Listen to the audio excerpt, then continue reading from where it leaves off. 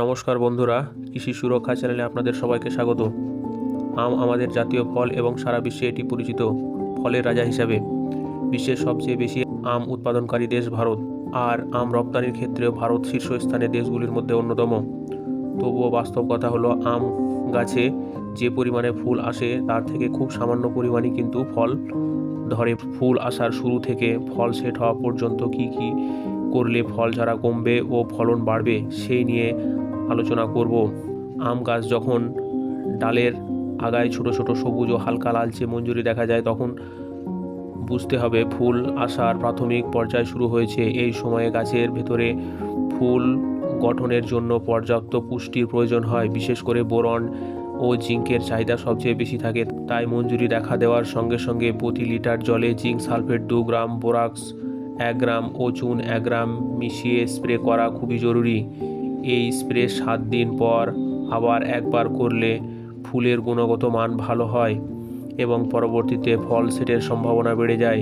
এই সময় ইউরিয়া বা নাইট্রোজেন জাতীয় সার স্প্রে করা একেবারে উচিত নয়, কারণ এতে ফুল নষ্ট হয়ে যাওয়া আশঙ্কা থাকে। ফুল পুরোপুরি ফোটার সময় আম গাছে সবচেয়ে বেশি সমস্যা দেখা যায়।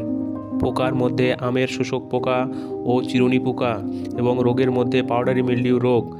আমের শোষক পোকা ফলের রস শুষে নেয়, ফলে ফুল শুকিয়ে যায় ও ঝরে পড়ে।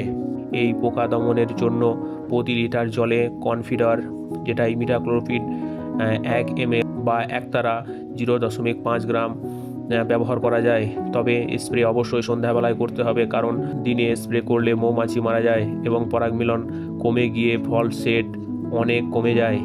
এই সময়ে পাউডারি মিল্ডিউ রোগ দমনের জন্য হেক্সাকোনাজল, বা যেটা কন্ট্যাপ নামে পাওয়া যায় 1 ml, বা ডিফেনকোনাজল, যেটা স্কোর নামে পাওয়া যায় 0.5 ml প্রতি লিটার জলে গুলে স্প্রে করা সবচেয়ে বেশি কার্যকর।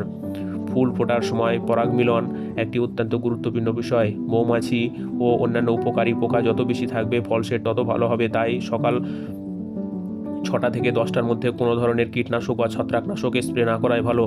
সম্ভব হলে প্রতি একর জমিতে 1 থেকে 2টা বি বক্স বা মৌমাছির বাক্স ব্যবহার করলে ফল ধরার হার উল্লেখযোগ্যভাবে বৃদ্ধি পায়। ফুল ঝরে যাওয়ার পর যখন গাছে ছোট ছোট মটর দানার মতো ফল দেখা যায়, তখন ফল সেট পর্যায় শুরু হয়। এই সময়ে স্বাভাবিকভাবেই অনেক ফল ঝরে যায়, তবে সঠিক ব্যবস্থা নিলে ফল ঝরা অনেকটাই কমানো সম্ভব। ফল সেটের 7 থেকে 10 দিনের মধ্যে প্রতি লিটার জলে NAA ন্যাপথলিন অ্যাসিটিক অ্যাসিড, যেটা প্ল্যানোফিক্স নামে পাওয়া যায় 0.5 ml হারে প্রতি লিটার জলে গুলে স্প্রে করলে ফল ধরে রাখার ক্ষমতা বাড়ে। এবং এই প্ল্যানোফিক্স ব্যবহার করার 7 দিন পরে ফলের বৃদ্ধির জন্য প্রতি লিটার জলে পটাশিয়াম নাইট্রেট 5 গ্রাম, বোরাক্স 1 গ্রাম, জিঙ্ক সালফেট 2 গ্রাম এবং চুন 1 গ্রাম মিশিয়ে স্প্রে করলে ফল শক্ত হয় এবং ফল ঝরা কমে, ফলের আকারও বৃদ্ধি পায়। এই সময় সেচ ব্যবস্থা খুবই গুরুত্বপূর্ণ। ফুল ফোটার সময় অতিরিক্ত জল দেওয়া উচিত নয়, আর ফল সেট হওয়ার পর 10-12 দিন অন্তর হালকা সেচ দিলে গাছ সুস্থ থাকে। তবে কোনো অবস্থাতে গাছের গোড়ায় জল জমতে দেওয়া যাবে না। মাথায় রাখতে হবে, উপরের সমস্ত ওষুধ বিকেলের পর বা সন্ধ্যাবেলায় স্প্রে করতে হবে এবং সাথে ভালো মানের আঠা বা স্প্রেডার মিশিয়ে নেবেন, যার ফলে ওষুধের বা অনুখাদ্যের কার্যকারিতা অনেকটাই বেড়ে যাবে। এই বিষয়গুলি সঠিকভাবে মানলেই নিশ্চিতভাবে ফলন বাড়ানো সম্ভব। ধন্যবাদ সবাইকে। ভিডিওটি ভালো লাগলে লাইক, শেয়ার ও সাবস্ক্রাইব করে পাশে থাকতে ভুলবেন না।